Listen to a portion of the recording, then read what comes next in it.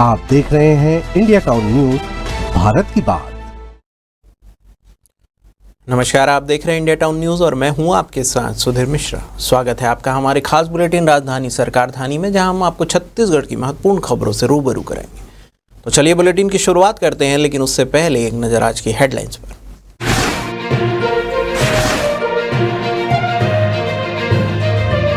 साय मंत्रिमंडल के विस्तार की खबर, राज्यपाल डेका ने बड़ा बयान दिया है, कहा कुछ तो होने वाला है।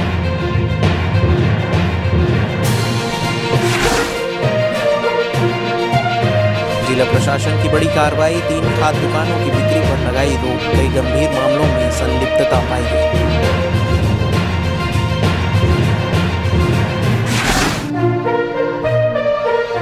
ऑनलाइन कार्य हुआ ठप, राजस्व निरीक्षकों ने किया काम का बहिष्कार, शासन की उदासीनता से नाराजगी बढ़ी।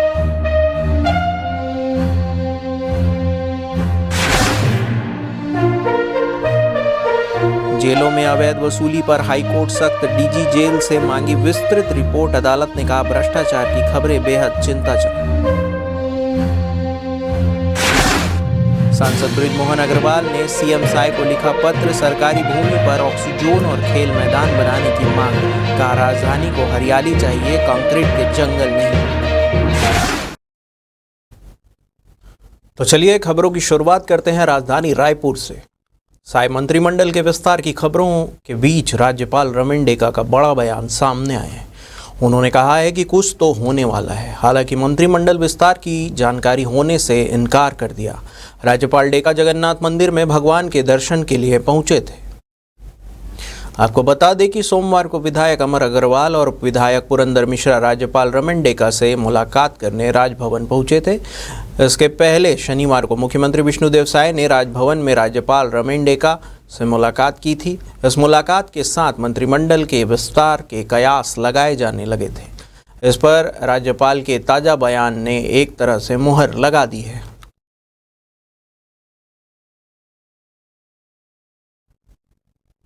राजिम क्षेत्र में प्रशासन ने बड़ी कार्रवाई करते हुए खाद्य की दुकानों पर औचक छापा मारा है। इस जांच में भारी अनियमितता सामने आई है, जिसके बाद 3 दुकानों पर तत्काल प्रभाव से बिक्री पर रोक लगा दी गई। मिली जानकारी के अनुसार अन्नपूर्णा कृषि केंद्र, वर्मा कृषि केंद्र और राजेश खाद्य भंडार में गड़बड़ियां पाई गई। विशेष रूप से वर्मा कृषि केंद्र पर बिना पॉस मशीन के खाद की बिक्री, ओवर रेटिंग जैसे गंभीर मामलों में संलिप्तता पाई गई है। इसके कारण उसका लाइसेंस 7 दिनों के लिए निलंबित कर दिया गया है। प्रशासन ने इन तीनों दुकान की खाद बिक्री पर रोक लगा दी है और आगे की जांच की जा रही है। इस कार्रवाई के बाद जिला प्रशासन ने किसानों के अपील की है कि वे केवल अधिकृत विक्रेताओं से ही खाद खरीदें, ताकि उन्हें किसी भी प्रकार की ठगी या परेशानी का सामना न करना पड़े।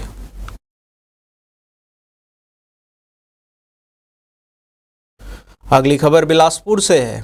धान बेचने के बाद भुगतान के लिए सहकारी बैंक और समितियों के चक्कर लगाने वाले किसानों की परेशानी अब खत्म होने वाली है। छत्तीसगढ़ सरकार ने इस खरीदी सत्र से धान की राशि सीधे किसानों के आधार लिंक बैंक खातों में ट्रांसफर करने का फैसला लिया है। मिली जानकारी के अनुसार पहले साल यह व्यवस्था 3 जिलों कोंडागांव, कोरिया और गौरेला पिंडरा मरवाही में शुरू होगी। अगले साल से पूरे प्रदेश में इसे लागू करने की तैयारी है। प्रदेश सरकार का मानना है कि डीबीटी से भुगतान होने पर किसान सीधा फायदा उठाएंगे। आसानी से पूरा पैसा मिलेगा, न देरी होगी और न ही बिचौलियों की भूमिका। अभी तक किसानों को धान बेचने पर भुगतान सहकारी बैंक और समितियों के जरिए मिलता था।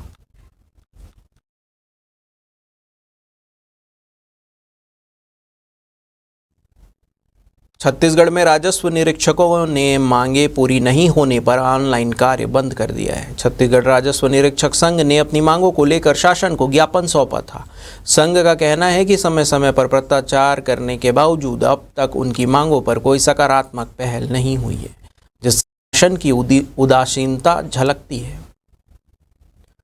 दरअसल संघ ने ऑनलाइन कार्यों के बहिष्कार का निर्णय लिया। इसके तहत जिले के सभी राजस्व निरीक्षक अब ऑनलाइन कामकाज नहीं करेंगे। विभाग के अन्य कार्य पहले की तरह जारी रहेंगे, लेकिन ऑनलाइन सेवाएं ठप होने से आम जनता का सीधा असर झेलना पड़ेगा। संघ ने जानकारी दी कि सीमांकन, नक्शा बटांकन और अन्य ऑनलाइन कार्यों के दबाव के बीच राजस्व निरीक्षक असुरक्षा की स्थिति में कार्य कर रहे हैं। रिक्त पदों के कारण कई निरीक्षकों को एक साथ 2 से 3 सर्कलों का भार उठाना पड़ रहा है, जिससे मानसिक और शारीरिक तनाव बढ़ गया है।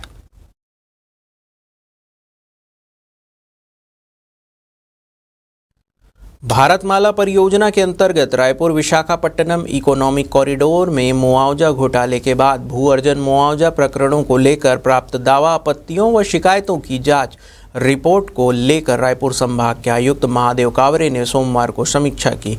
इस दौरान एक और जांच टीम ने अपनी रिपोर्ट संभागायुक्त को सौंपी है।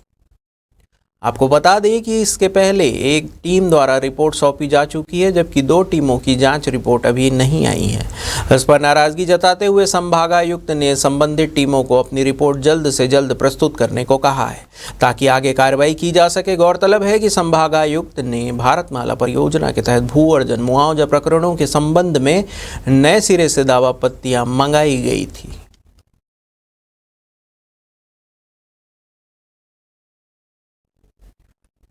वक्त हो चुका है एक ब्रेक का। बने रहिए इंडिया टाउन न्यूज के साथ। कभी कभी चेहरे का छुपा दर्द दुनिया नहीं देख पाती है।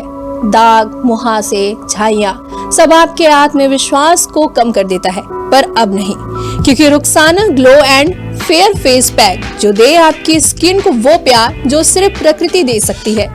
हर लेयर को साफ करे, हर दाग को करे हल्का और आपकी मुस्कान फिर से लौटाए।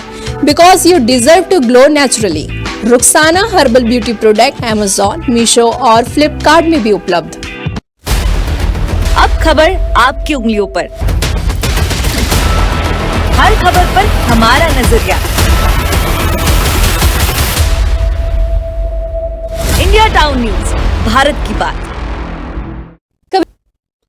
ब्रेक के बाद आपका स्वागत है। प्रदेश की जेलों में कैदियों और उनके परिजनों से की जा रही है अवैध वसूली को हाईकोर्ट ने गंभीर मामला मानते हुए राज्य सरकार और जेल प्रशासन को कटघरे में खड़ा कर दिया है। मामले की सुनवाई के दौरान कोर्ट ने कहा है कि जेलें सुधारगृह कहलाती है, लेकिन यहां से अगर भ्रष्टाचार और जबरन वसूली की खबरें आती है तो यह बेहद चिंताजनक स्थिति है। कोर्ट ने यह भी कहा है कि जेलों में इस तरह की घटनाएं कैदियों के मूल अधिकारों का उल्लंघन है और यह कानून व्यवस्था पर गहरी चोट है। जेल कर्मचारियों द्वारा पैसों की वसूली, कैदियों की पिटाई और ऑनलाइन भुगतान तक का इस्तेमाल किया जाना बेहद गंभीर अपराध है। इस पर कठोर कार्रवाई अनिवार्य है। हाईकोर्ट ने डीजी जेल को स्पष्ट चेतावनी देते हुए कहा है कि दोषियों पर ठोस कार्रवाई के तथ्य अदालत के सामने रखे जाएं।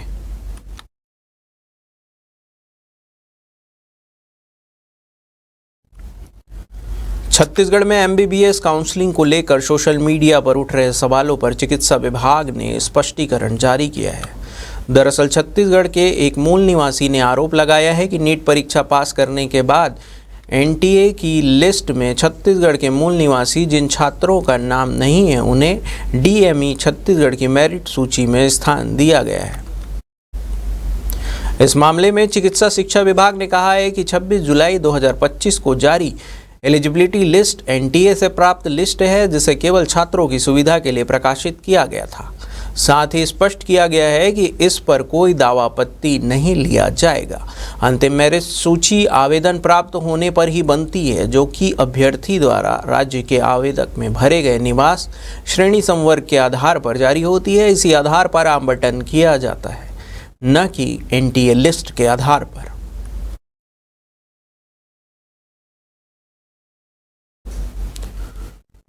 राजधानी रायपुर की बढ़ती आबादी, यातायात और प्रदूषण की समस्याओं को देखते हुए सांसद एवं वरिष्ठ भाजपा नेता बृजमोहन अग्रवाल ने मुख्यमंत्री विष्णुदेव साय को पत्र लिखकर एक महत्वपूर्ण मांग रखी है। उन्होंने आग्रह किया है कि सिंचाई कॉलोनी, शांति नगर, कृषि उपज मंडी मैदान, पंडरतराई और भैंसा थान, अग्रसेन चौक, रायपुर जैसी शासकीय भूमि पर व्यावसायिक या आवासीय कॉम्प्लेक्स निर्माण करने की बजाय इन्हें ऑक्सीजोन, गार्डन एवं खेल मैदान के रूप में विकसित किया जाए। सांसद बृजमोहन अग्रवाल ने पत्र में स्पष्ट कहा है कि राजधानी रायपुर में लगातार जनसंख्या और वाहनों की संख्या बढ़ने से शहर की सड़कें छोटी पड़ गई है। शहरवासियों को प्रदूषण और यातायात जाम की समस्या से जूझना पड़ रहा है। सांसद बृजमोहन अग्रवाल ने यह भी कहा है कि शहर के भीतर अब कंक्रीट के जंगल नहीं बल्कि स्वस्थ और हरित वातावरण की आवश्यकता है। आने वाली पीढ़ियों के लिए हमें ऑक्सीजन और खेल मैदान की सौगात देनी चाहिए।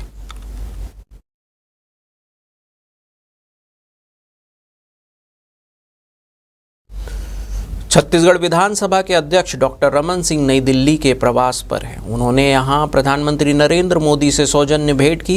इस मुलाकात की जानकारी डॉक्टर रमन सिंह ने सोशल मीडिया पर देते हुए बताया कि आज दिल्ली प्रवास के दौरान संसद भवन में हमारे यशस्वी प्रधानमंत्री नरेंद्र मोदी से आत्मीय मुलाकात कर उन्हें छत्तीसगढ़ विधानसभा के नवनिर्मित भवन लोकार्पण के लिए सादर आमंत्रित किया गया। विधानसभा अध्यक्ष डॉक्टर सिंह ने आगे लिखा है कि प्रदेश के रजत जयंती वर्ष में हमारी विधानसभा अपने नए भवन में प्रवेश करेगी और इस अवसर पर प्रधानमंत्री के कर कमलों से विधानसभा का लोकार्पण हम सभी विधानसभा सदस्यों के लिए गौरव का दिवस बनेगा।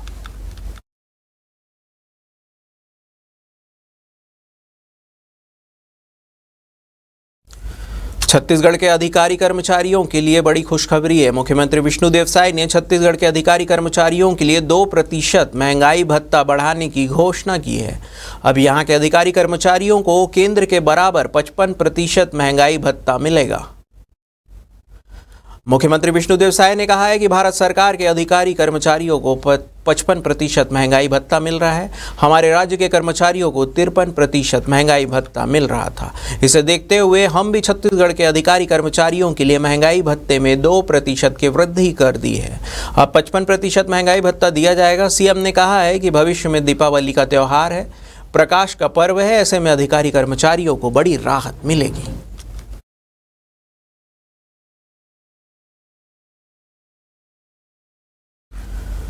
मुख्यमंत्री विष्णुदेव साय की अध्यक्षता में मंत्रालय महानदी भवन में आयोजित कैबिनेट बैठक में राज्य के विकास, सामाजिक कल्याण और औद्योगिक विस्तार से जुड़े कई महत्वपूर्ण निर्णय लिए गए। बैठक के बाद प्रदेश के उप मुख्यमंत्री अरुण साव ने प्रेस कॉन्फ्रेंस कर इस निर्णय की जानकारी दी।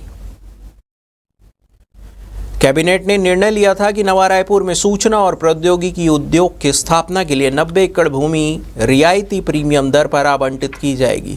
साथ ही राज्य के अनुसूचित और माडा पॉकेट क्षेत्र में रहने वाले अंत्योदय और प्राथमिकता श्रेणी के परिवारों को हर माह मिलने वाला 2 किलो चना अब ई-ऑक्शन प्लेटफॉर्म से खरीदा जाएगा। इसके अतिरिक्त जुलाई से नवंबर 2025 तक जिन पात्र हितग्राहियों को चना प्राप्त नहीं हुआ है उन्हें दिसंबर 2025 तक पात्रता अनुसार वितरण सुनिश्चित किया जाएगा। कैबिनेट बैठक में संकेत दिया गया है कि आने वाले समय में नवीन पदों पर भर्तियां की जाएगी, जिससे प्रदेश के युवाओं को रोजगार के अवसर मिलेंगे।